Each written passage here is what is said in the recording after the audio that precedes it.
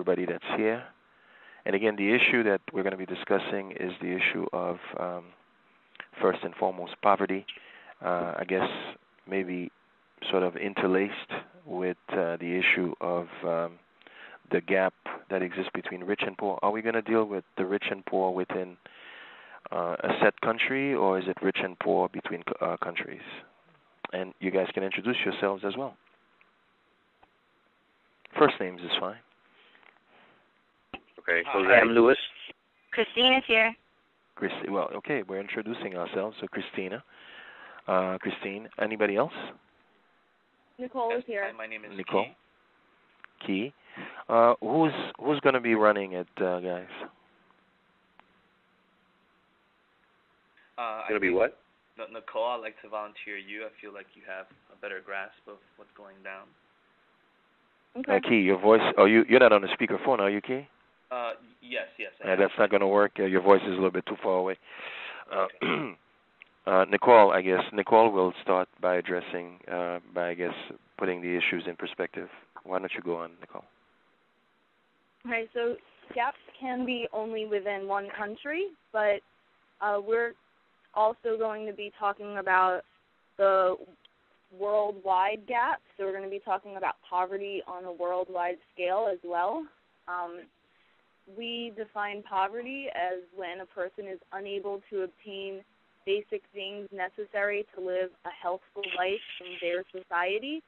So depending on the society in which you live, it will definitely include clean water, nutritious food, clothing, shelter, and health care, but it can also include education, electricity, communication devices, and more. So that's sort of the context we're using. And to talk about the gap, we're just saying that wealth also depends on the context, and so we're broadly defining it as when a person has an abundance of resources. Okay. So I guess the first bullet point we were thinking about, what are the causes of poverty? What is it a byproduct of? Okay, so what are the causes of poverty, and what is it a byproduct of? Keeping people uneducated is definitely on that list. Keeping people uneducated. Okay. So education would be one factor. Yeah, this is key. So I also wanted to add that I think that when we talk about this issue of poverty, people feel that in this system, if, let's say, for example, everyone gets access to, let's say, free education, that somehow that would magically, bring everyone out of poverty. And that might be true for a certain population, but in actuality, that's not the case. Poverty, in a lot of ways, is actually woven into the system itself. So, in order for capitalism to exist, in order for people sort of on the top to accumulate capital and profits, you always need a population of the people to live in poverty and to, in a lot of ways, work, slave labor and work very cheaply to sustain, I think, this system that we call capitalism. So I think in a lot of ways, poverty is very much just woven into the system, and absolutely. And that's what's left out of a lot of conversations, I think, in this topic.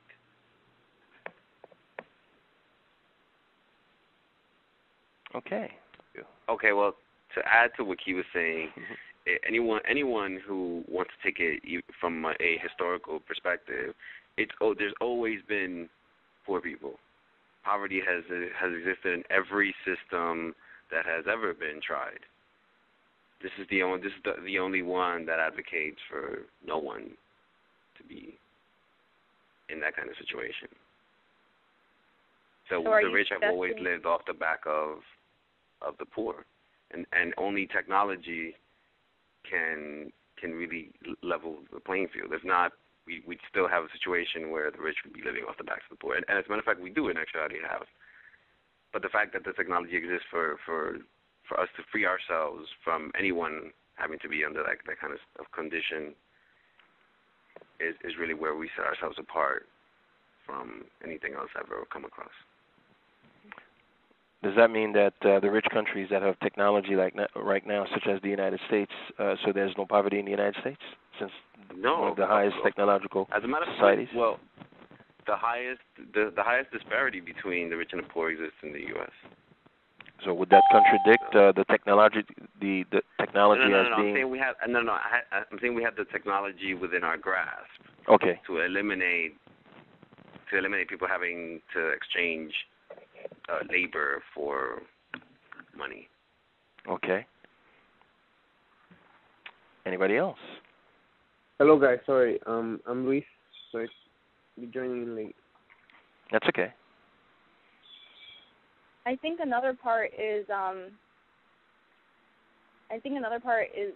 you have to think about the real power, because it's really it's incredible, and I don't mean that in a good way, but it's just incredible when you think about it that so few people have been able to gain so much, power over others where they're actually working for them and not for themselves.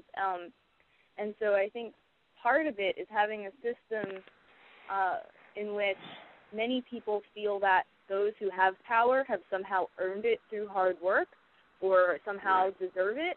And I think a lot of people don't believe that anymore.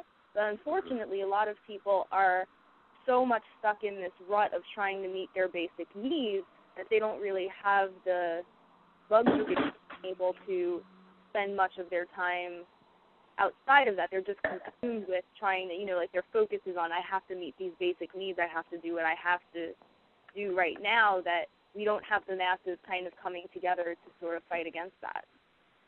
Absolutely. People's lives are consumed with things that involve meeting those types of needs, so they don't have time to even think about any of these problems in a broader sense. Mm-hmm. Okay. So I was saying that, I think a lot of people feel that the reason why people sort of become wealthy, kind of like from the perspective of an American dream, is kind of like what Nicole said. Oh, because people are hard workers and they reach to a level where they accumulated all this wealth. But actually that's not true. A lot of the power institutions and a lot of corporations, the reason that they are rich is not because a lot of people have put in a lot of hard work. It's because a lot of this wealth has been accumulated for over years. I mean, if someone starts a corporation, let's say during like the 1940s, when the owner of that corporation dies, the corporation itself continues. So in a lot of ways, wealth and capital is accumulated and is concentrated, and only elites and a select few of people have access to that power, to that capital, or to that wealth. So it always creates this disparity between people who have access to this wealth and power and the rest of us, or a lot of people, the rest of us meaning people who are in poverty or people who are a little bit, right above poverty. So I think it's interesting for a lot of people who advocate the free market and how the free market is supposed to be freedom. In a lot of ways, they don't understand that a lot of wealth in a lot of ways is very much concentrated and always stays in sort of one sector of society.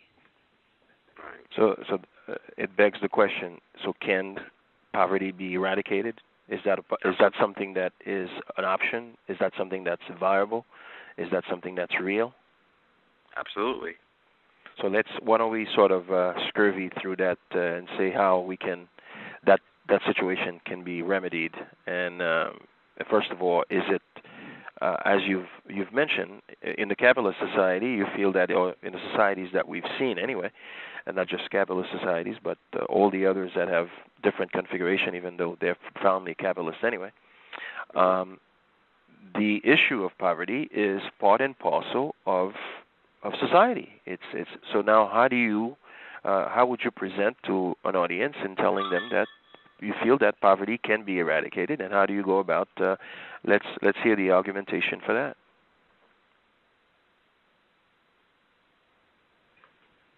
I think what Jose said is really key. In the past, there was a scarcity where there wasn't enough to go around for everybody. And I think that technology is the key that has brought us beyond that. And again, we're just at the cusp. This technology has not yet been applied to making sure everybody is able to get the resources that they need and want. But, so we're like just kind of right there. If you look at the vast, number of years in history, we just kind of reached this point where we have this ability. And I think that's really going to be a key to all this, being the fact that we can use our technology to make sure there is enough to go around for. Does that mean that technology has consciousness by itself? Is that what you're telling me? No, absolutely not.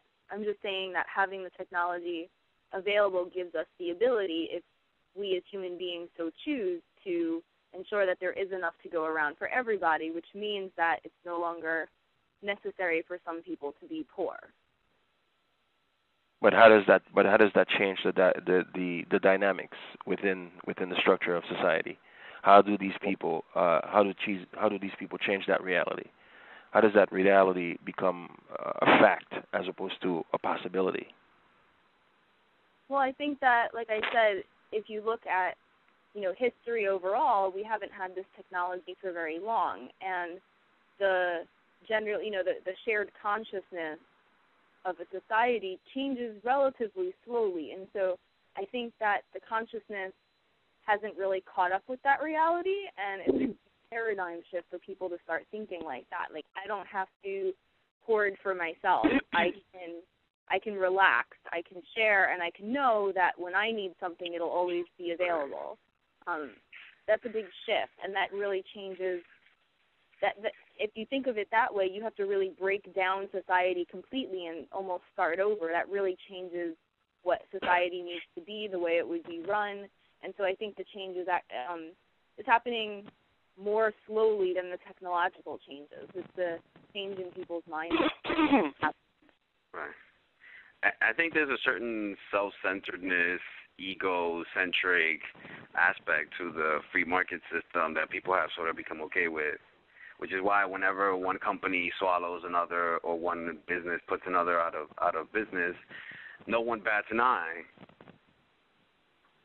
It seems like it's par for the course. And even within a system that advocates that sort of egocentric self-centeredness, people still manage to be compassionate at times and give money to charity and be involved in their community. So they haven't been able to eradicate that completely. So in other words, there's organizations that do exist that, in a way, give the opportunity for people to help the poor. So there's actually people that are willing to eliminate poverty. So I guess in the application of education and presentation or demonstration of technologies that exist today, could give the general public and a general idea of how we can go about eliminating poverty. Absolutely. I also wanted to add about what Nicole had mentioned about how we can use technology to sort of, kind of like create an abundance of the stuff that we need, like food and energy. But what's interesting about that is that, therein lies a contradiction, because let's say, for example, in this system, if you do create a lot of food and energy for everyone to have, then in a way, this monetary system can be the way that it is, because this system thrives on scarcity. The reason that you can value the products that we sell and for people to buy them is because there has to be a certain amount of it or scarce amount of it. But if you have an abundance of it, then it almost contradicts the very existence of the monetary system. So therein lies a really huge problem that I think people have to think about, if they want to lead to this direction. Absolutely. And I think also education is a part of it. Right. Because, so let's say that we go back to, before this technological boom. So let's say that there really was still scarcity. A lot of the reason I think the world got into this problem has to do with access to information, because the way the capitalist system was designed was really dependent on people being able to make informed decisions about which companies they buy from and whom they exchange with. And so the whole basis of it was that people would support by buying from companies that were good for the public, that provided a service, that were in some way good for society, and they would punish those that were not meeting the needs of society by not giving them business. But what happened is it became so hard to really kind of tell the difference because, for example, a company that sells a really great product might be doing it at the expense of child laborers in a faraway country from the society in which the product is being sold. And so a lot of people don't have the access to information to really make those decisions, because if people realize I'm supporting a company that is making the world a worse place, I'm supporting a company that will keep me poorer or that will keep people starving, going hungry in other places in the world, I think that would really kind of change the companies that people supported. And so I think a large part of how we got into this mess was lack of education, and I don't mean education as in like an indoctrination system. I mean lack of education as in having like the reading, like the thinking skills you need to be able to access information. So you need access to the information and enough education to be able to understand that information to make well-informed decisions. Right. Well, I think one of the reasons people turn a blind eye to that sort of situation is the wages for the poor don't keep up with inflation. So companies that go above and beyond trying to lower their prices, it's very seductive to anyone whose wages aren't keeping up with inflation and need products to be as cheap as possible. The irony in that is that they're making other people even more poor in the process. And in the process will usually come around to that same person and kind of backfire. What do you mean? So if you look at the whole scheme of things, by supporting a company that gets wealthier by making other people poorer, if you keep supporting companies like that, yes, in the short term, if you're desperate, it may be necessary and that may be what you have to do. But in the long term, that ends up creating a system where if you're facing that situation to begin with, you're probably going to be on the end that's getting poorer, not the end that's... Oh, are you saying it's a closed loop that will eventually come around to you because you're investing in that company in a sense? Yeah, that's what you're investing in. That's what you're supporting, and so therefore you're causing other companies to say, oh, this is what I have to do in order to survive. And so in the end, it kind of does come back to you. Yeah, but you can understand each person or each group in that loop can justify what they're doing, especially the person who makes very little money and goes, well, you know what? I need Walmart to be able to sell me whatever it is at as low as price as possible, so that I can have more of my income go to more important things, or even to important things that I buy at Walmart. Hello. So in other words, that would be monopolies, pretty much. Is that correct? Not necessarily. Well, that's pretty much what Walmart is. It's a monopoly that eliminates the competition. So therefore, you don't have a choice, and you're there. But if you're a monopoly, you have no competition. Walmart has competition. Yeah, Target, a couple other stores. I mean, it's not a lot. Yeah. But Walmart, they are considered. But Walmart is a monopoly, and it's a huge monopoly. If you have a monopoly, you have no competition. You have competition, so therefore it doesn't fit that definition. No. Actually, Jose, we disagree on that. I think there is no question Walmart, and as a matter of fact, Walmart shares dictates exactly that's what it is. In fact, Walmart, the way to look at Walmart is not in competition to Target, which is also a form of monopoly to begin with. It's in relationship to smaller stores that have disappeared completely.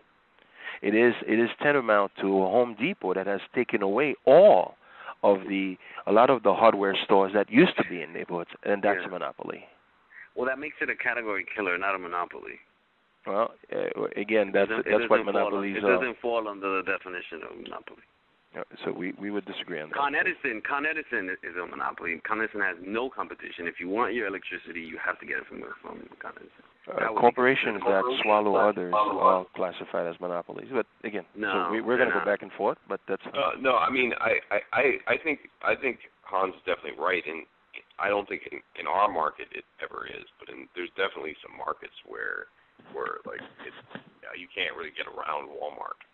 I mean, there's places in the country. Right, but that doesn't make it a monopoly. It makes it a category killer. If you a category killer, that it eliminates mom and pop stores, just like Home Depot does, then it falls under that definition and not monopoly. Monopoly is when you have no other competition, and Con Edison would fall under that definition. Yeah. I agree with you. I'm just saying from a certain perspective. I mean, I understand what you mean, that they don't give other people a chance. So, in a sense, if you want to make the definition of monopoly a little monopolies more monopolies controls huge market shares. It doesn't mean that competition has been eliminated completely. They control huge market shares that are overwhelmingly, decisive in terms of what happens in the society. And what Walmart does, as a matter of fact, is set trends in which corporations like them can sort of hire people, and they are becoming, in fact, the purveyor for jobs in the society. So they are a changing modality in which other people in different places are going to be going to Target, Walmart, and some of these others that are very similar, Home Depot and such, for jobs. So what you're getting is a debasing of jobs, and that's the way it represents itself. Okay, right, so but they're not. According to Apple's dictionary, a monopoly is the exclusive possession or control of the supply or trade in a commodity or service. Thank you, exclusive Nicole. possession, exactly control, or exercise of something, or a company or group having exclusive control over a commodity or service. And then it kind of goes on with definitions that are similar. So by definition, Walmart, if you're looking at only one community where you have to go to Walmart to get certain products, like, say, a small rural community, I guess you would be able to classify it as a monopoly in that one place, but nationwide or worldwide, it's not a monopoly. Because there's no policy that says another store can't open where Walmart is, but Walmart becomes so powerful that it makes it so difficult for a store to open up where there is a Walmart, that there's sort of that undercurrent of these guys aren't going to give me any wiggle room to get into the business. Yeah, and exactly. the other major issue is as well is, like, especially if you don't have good lenders in the area who are lending for those particular type of businesses. Like, I mean, for any business absolutely. Good. I mean, it definitely has monopolistic tendencies in certain places. Exactly. There we go. It doesn't. Exactly. It is not in and of itself a monopoly. Thank you. Thank you, Darryl.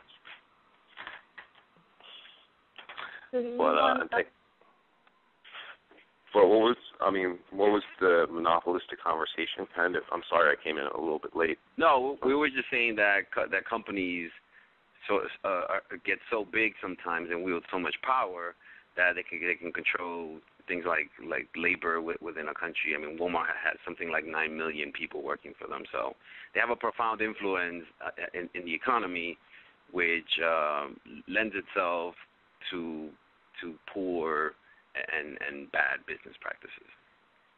Mm-hmm. Yeah, I mean, definitely, and I mean, I think law enforcement has a lot to do with that as well too, because I mean that's critical, enforcing the laws and how they are specifically, because as an employer, I mean, it's not a one-to-one relationship necessarily. If you're providing jobs, I mean you kind of have to go that way, but I mean, and then they talk about a free market. The free market is under ideal conditions.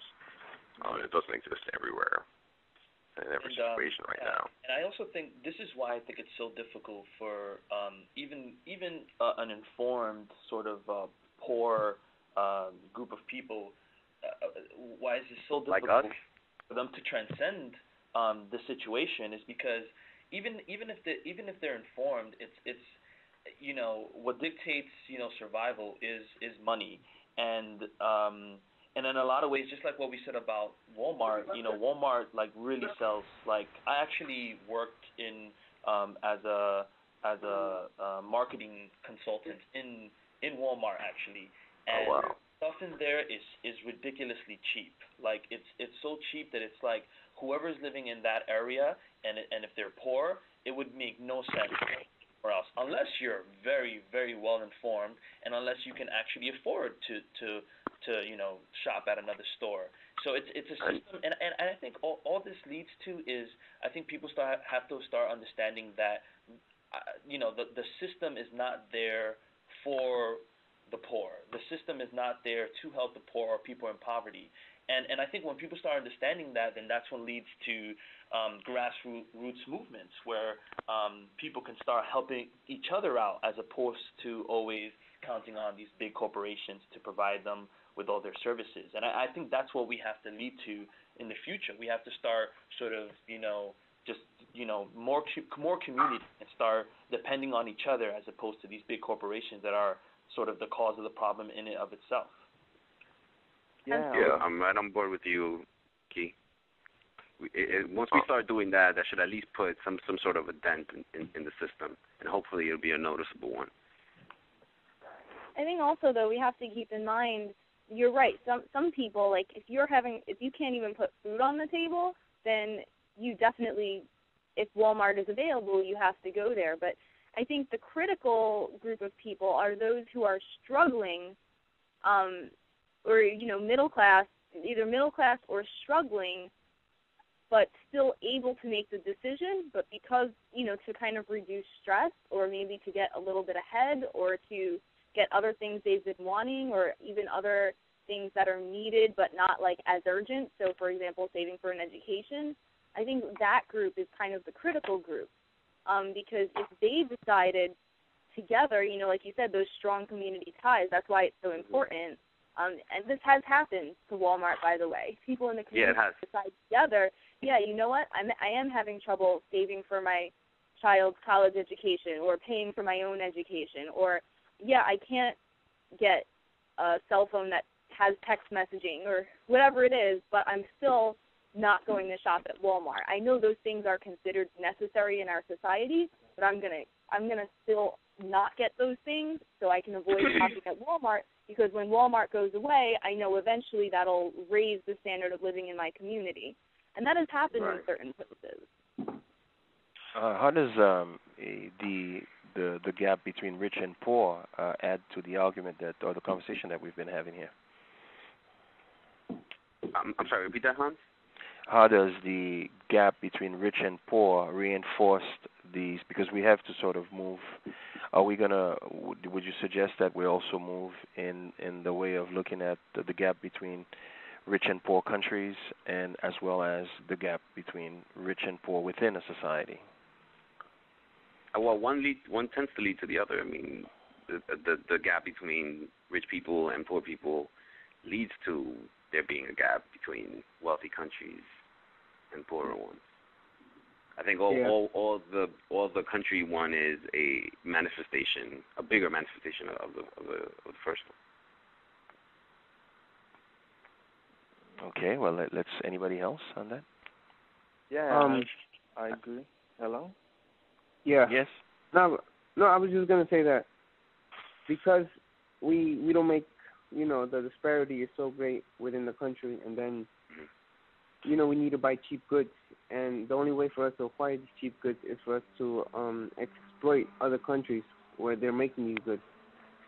So the disparity between rich and poor in this country is felt in that sense in other countries by us acquiring, forcing them into slavery, basically. Not only that, but it's ironic that we're considered the most powerful country in the world, and yet the biggest disparity between rich and poor is in this country. Yeah.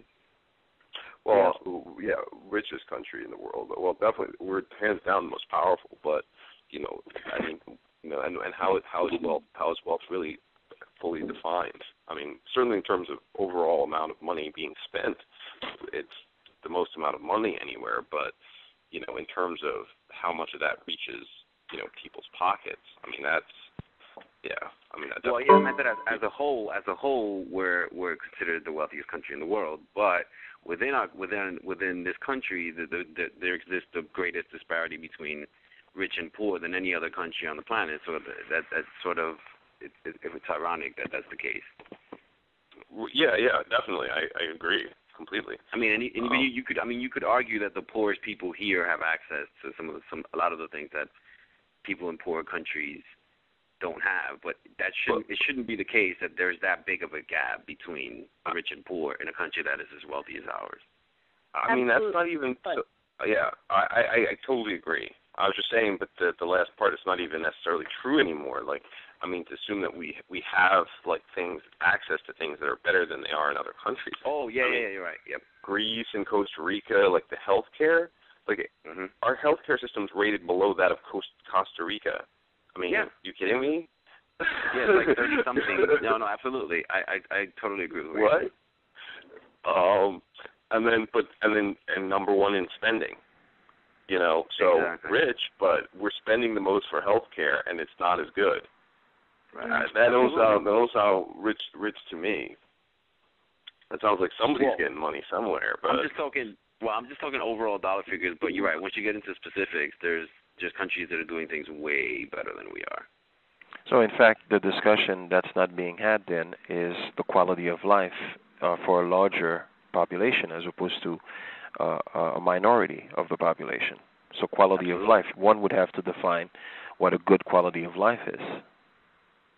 Yes, quality of life and wealth. Because, I mean, you know, if you took the quality of life on the Upper East Side, I mean, New York City would be off the roof, and then if you went to, you know, certain other places, it's not quite the same level.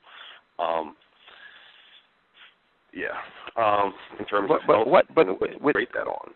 Within the economic system, within all the designs that we've talked about, well, what cements these situations in terms of that permits this situation to persist? What cements it? The need for money and the greed, because. But that's the economic system in its the way it's going. But that's not what cements it. I'm saying that the way that our people thinking, you know, they need to keep on getting money. So, you know, if you're going to the doctor, they're not gonna, you know, cure you in one visit. You know, they're gonna want you to keep on visiting back and back. So that in itself doesn't allow them to give you proper medical care. I think mostly it's a lack of priorities. You know, right now you talk about they're talking about huge debts and all this other nonsense. You know, quite simply, there's, you know, our government's spending about a trillion a year on war-related activities and maintaining sure that we're the biggest dog on the planet.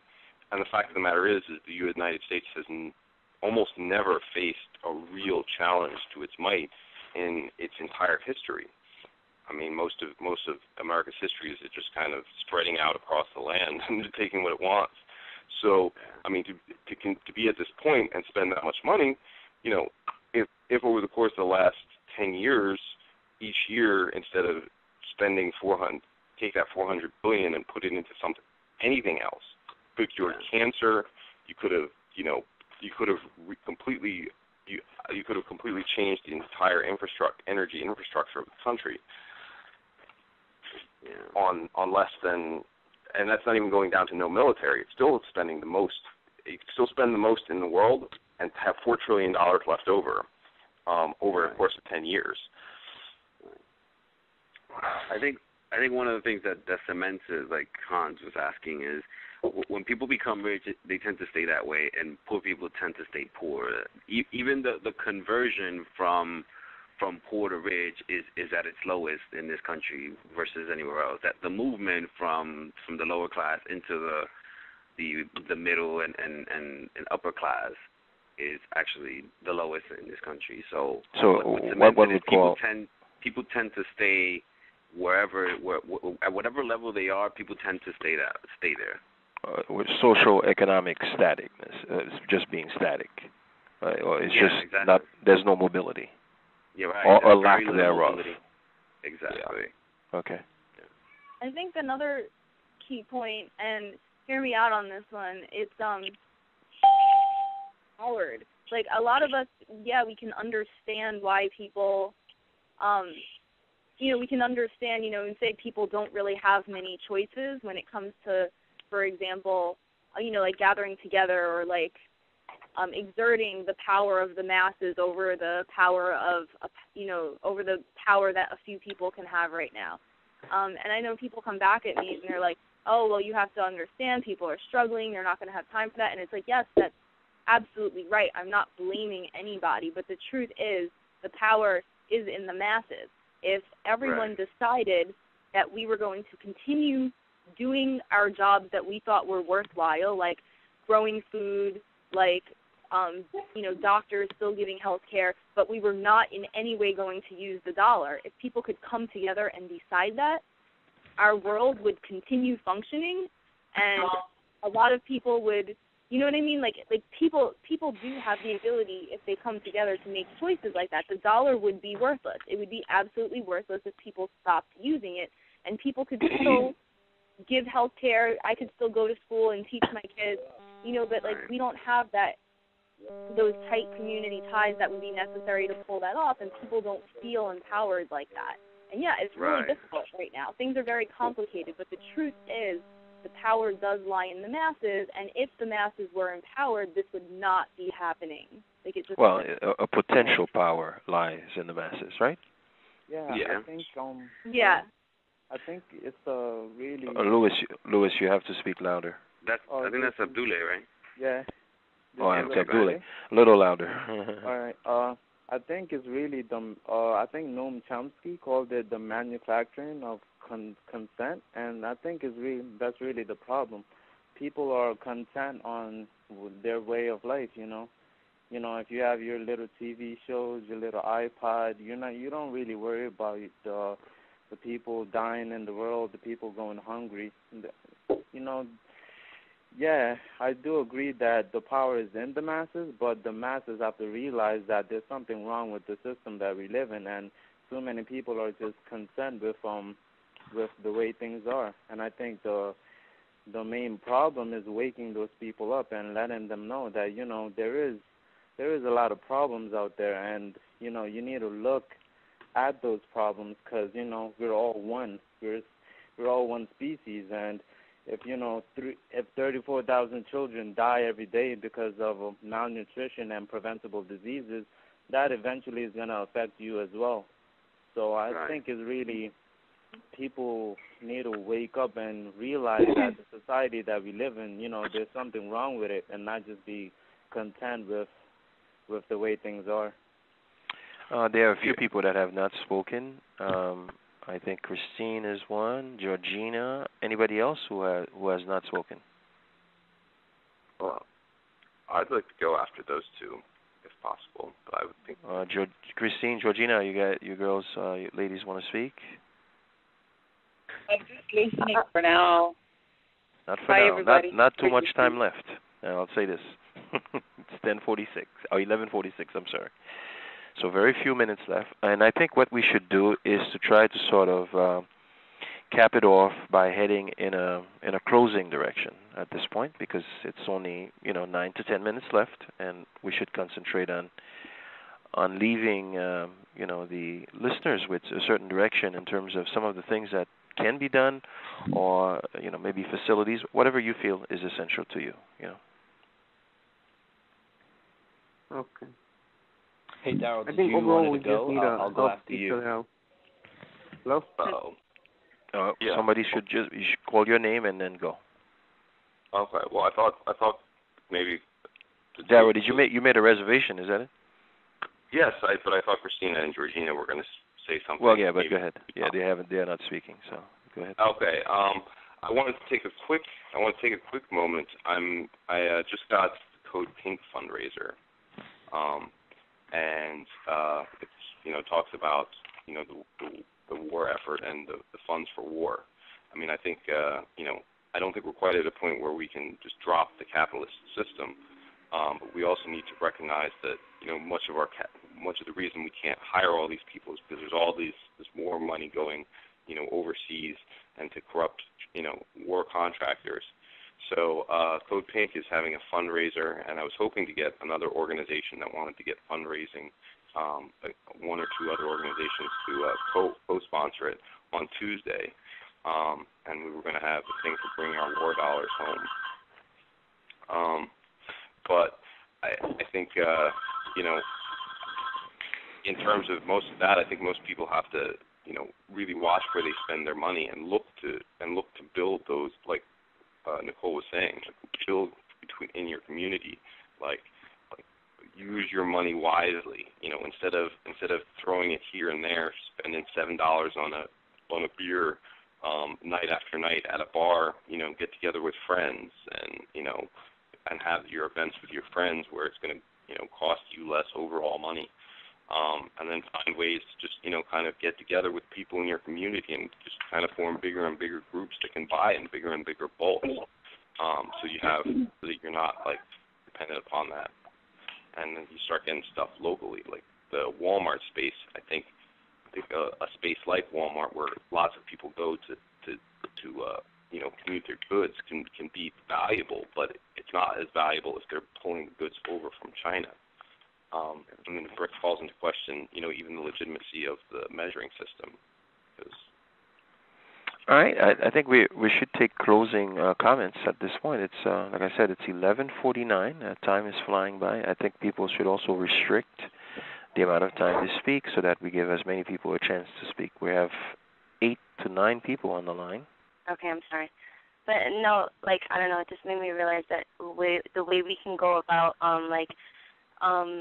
bringing awareness to people is showing a problem solution kind of thing, with education, when we were talking about it. A lot of poor people don't have proper education because where they grow up in their communities are usually urban, and that education system is lacking, and there's nothing to be done to make that better as opposed to someone in a suburban school, So it's by the time they get to college, they have to pay a lot more money than someone who already, mommy and daddy are paying for it. They have to depend on financial aid. Financial aid helps you, but so much because books cost so much. College is a business in itself, and it's they make prices of the books cost more every year, and it's the same books. Right? They just change pages around, and they do that to college students. The whole system is messed up, and I feel like we should, in our way, try to advertise problem solution, a college that everyone can attend that has the same kind of educational level, of the highest quality, best way. That's my final comment. Daryl, no. I was just going to a supporting fact. No, Daryl, no. Just doubled. No, Daryl, we have to allow the people to speak. We're closing. Oh, I said what I was going to say. Oh, you did? Okay, I'm sorry. Maybe you want to say it briefly again. I'm sorry. Okay, anybody else now? Because we're closing. Who's this? Can I go now? It's Jose. Jose, go ahead, sure. All right. No, I just want to say something real quick to add on, to piggyback on what Nicole was saying. Christine. She's right that no, Christine's Nicole. last comment or Nicole before? No, Nicole. Okay, go ahead. Nicole, she was saying that a lot of people are struggling, so they don't have the time to fight these issues. But the irony about that is, people are struggling because of the same things that they should be fighting. So it's those things that are putting them in a position where they're struggling. So they actually should think it thoroughly and say, wait a minute, this is what's putting me in this situation, so I should fight it. But it's that the struggle isn't giving them the time to fight the issue. So that's ironic. So they're consumed in their jobs. Anybody else? Exactly. Yeah. I'd like to piggyback off of that because, Jose, you read my mind. That's the direction I was going in. And to go beyond that, I think I hear a lot of people who don't because they think it's pointless. Well, if I do it, it's still not going to help the world. It's not going to change anything. And so I think coming together with other people and making the decision, we together are going to do something. And depending how many people you have, if it's just 5 people, you take on something manageable. You paint a public area that has graffiti on it. You do whatever you have to do that's manageable for the group that you have. But people need to get empowered and start coming together and making those community ties because it's infectious. And once one group starts doing it, it's going to spread, and it's going to spread. And eventually the masses will be exercising the power that they really have potentially. Right. And to Go ahead. Yeah, this is key. And it's funny because both Nicole and Jose read my mind, because what it was, I was gonna actually say the same thing. Bunch of mind readers here. No, this is awesome.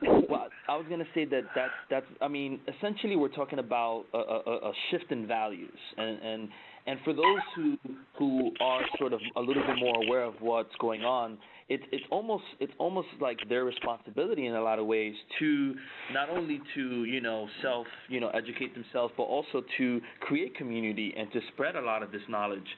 And because I personally belong to an organization that when I express these sort of ideas to people, they seem to think that having power in the masses is sort of like this, unbelievable, impossible thing. But actually, all you have to do is read history, and any change that has occurred throughout history, from the perspective of the masses, is that exactly. People come together, they have a certain idea, and they push it through. And so that's sort of when I want to leave people off. It's like those of us who are aware, we almost have a responsibility to spread these ideas and to become more educated. Georgina. Yes. Closing seconds. I don't know. I don't have anything to add, really. I'm just listening and agreeing with everything and everybody. Okay. Lou? I came in late, too. I'm sorry. Well, but you've been here for a while, so you should have. I'm sure you've caught on to what's being said. So okay, no problem. Abdullah. I'll go. Sure, go ahead. Yeah, just a finishing statement. One of the most important things on focusing on poverty is education.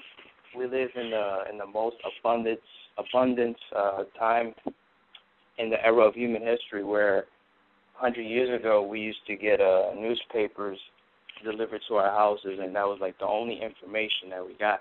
Now today we have an abundance of information in the internet, and easily you can find alternative sources that could bring about, will give you a better perspective how things work and how easily poverty could be eliminated in this current time. And so keep an open mind and do your research. That's it.